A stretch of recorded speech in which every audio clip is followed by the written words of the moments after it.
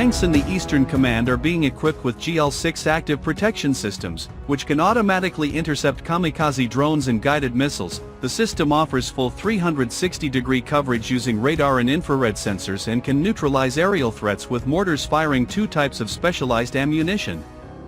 In modern warfare, the battlefield is evolving faster than ever before.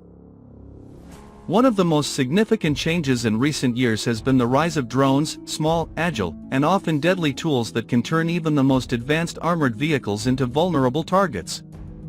Today, we're taking a closer look at how China is responding to this new threat by upgrading one of its main battle tanks, the Type 96, with advanced drone defense systems.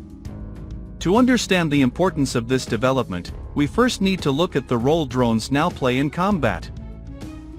In conflicts around the world, from Eastern Europe to the Middle East, drones have proven to be game changers.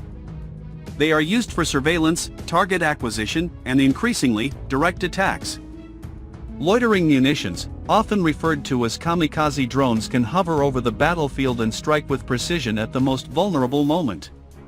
Traditional tanks, designed decades ago to withstand shells and missiles, were not built with these threats in mind. Their armor is thick and effective against horizontal attacks, but drones attack from above, where protection is often weakest. This has forced militaries worldwide to rethink how armored vehicles survive on the modern battlefield. China's response centers on upgrading its widely used Type 96 tank. Introduced in the late 1990s, the Type 96 has been a backbone of the People's Liberation Army's armored forces. While not as advanced as the newer Type 99, the Type 96 is reliable, cost-effective, and deployed in large numbers. This makes it an ideal platform for modernization. So, what exactly is changing?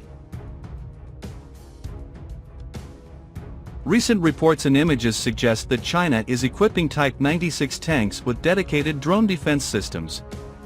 These systems appear to combine several layers of protection, reflecting a broader trend in modern military design: layered defense. The first layer is detection. Tanks are being fitted with sensors capable of identifying incoming drones. These may include radar systems optimized for low-altitude, slow-moving targets, as well as optical and infrared sensors. Detecting a drone early is critical. Without that, any defense system is essentially blind. The second layer involves electronic warfare. Many drones rely on radio signals for control or GPS for navigation. By jamming these signals, the tank can disrupt the drone's operation, potentially causing it to lose control or crash before reaching its target. Electronic countermeasures are particularly effective against commercially derived drones, which are widely used in modern conflicts. The third layer is physical defense. This includes machine guns or automated weapon stations that can engage and destroy drones at close range. Some systems may even be partially automated, allowing for rapid response times that human operators alone cannot match. But perhaps the most visually noticeable upgrade is the addition of protective structures, often referred to informally as cope cages or anti-drone armor. These are metal frameworks installed on top of the tank's turret. While they may look simple, their purpose is to disrupt or prematurely detonate incoming drones before they can hit the tank's main armor. Although these cages have been seen in other conflicts, China appears to be refining the concept, integrating it more systematically into the tank's design rather than treating it as an improvised solution. This raises an important question: how effective are these measures? The answer is complex. No defense system is perfect, especially against a threat as flexible and rapidly evolving as drones. However, layered defenses significantly improve survivability. Even if one layer fails, for example, if jamming doesn't work, the physical defenses or active weapons may still stop the threat. It's also worth noting that these upgrades are not just about protection, they're about adaptation. Warfare has always been a cycle of offense and defense. When new weapons emerge, countermeasures follow. The widespread use of drones has simply accelerated this cycle. China is not alone in this effort. Militaries around the world are exploring similar solutions, from advanced active protection systems to dedicated anti-drone vehicles. However, what sets China apart is the scale at which it can implement these upgrades. With a large fleet of Type 96 tanks, even incremental improvements can have a significant impact.